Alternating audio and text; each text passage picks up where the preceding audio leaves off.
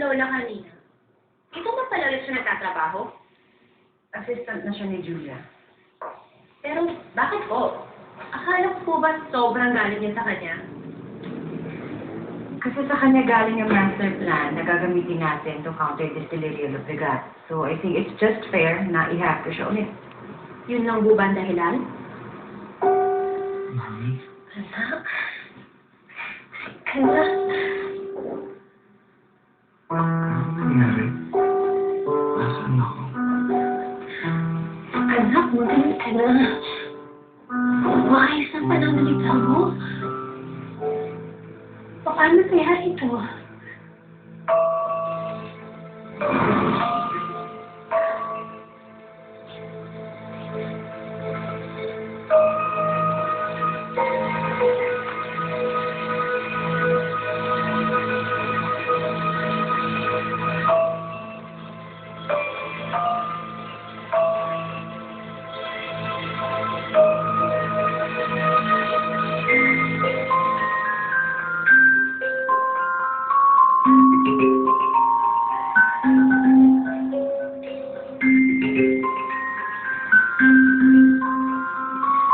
Kawawa ka naman.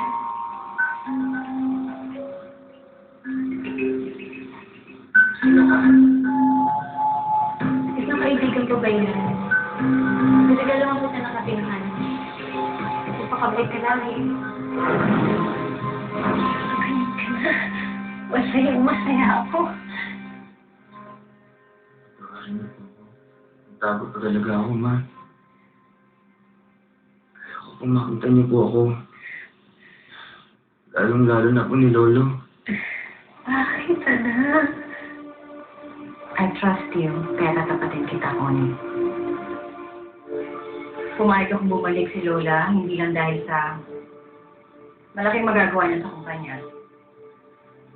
But somehow I miss her. Ewan ko ba, hindi ko maintindihan, pero ang gaan-gaan ng loob ko sa kanya. And to some degree, nakikita ko kay Lola sarili ko. Halos maluwa si Lola sa narinig niya.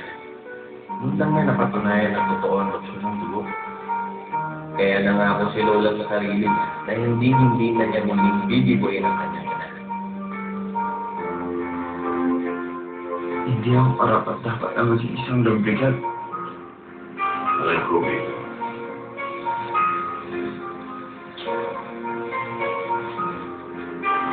Hindi nila dapat hinahiya.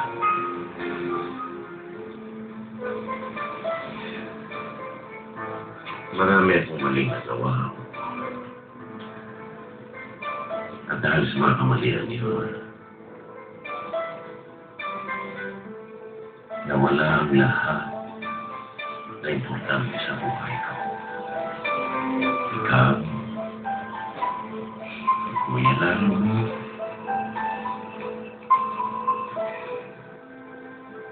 nawala kayo. Pakiramdam ko tuloy. Nag-iisa lang sa mundong ito. Kaya masayang-masaya ako. Na pinagtagpo muli tayo ng tadhana. Alam mo ba, sabi niya, amigo, ang sarap ng bakasyon ko. Malaki... Kahit pa naman nakikinig. Nakikinig ako. Oo, masayang-masaya ang bakasyon mo. Right. Super duper mega saya kayo. O, sige. O, tapos na yung kasiyahan ng pagbabakasyon mo, di ba? Baka naman ngayon pwede mo na akong tulungan sa problema ko. Tulungan? Ano? Lola, maraming salamat sa pagsama sa akin. Oo naman. Teka, ano ba yung sinabi ni Yuri ko sa text niya? Bakit raw siya nandito sa hospital? Alam mo, hindi ko talaga alam eh. Basta ang sabi niya sa akin, pumunta ako agad sa room to 12 nandun daw siya. Well, Baka kailangan niyong mag-usap in private. Dito na lang ako. Hintayin kita. Okay ka lang dito? Oo naman. Sige na. Salamat, Lola.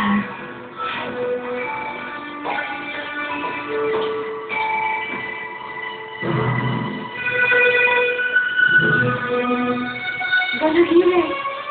Well, well, well. Look who's here.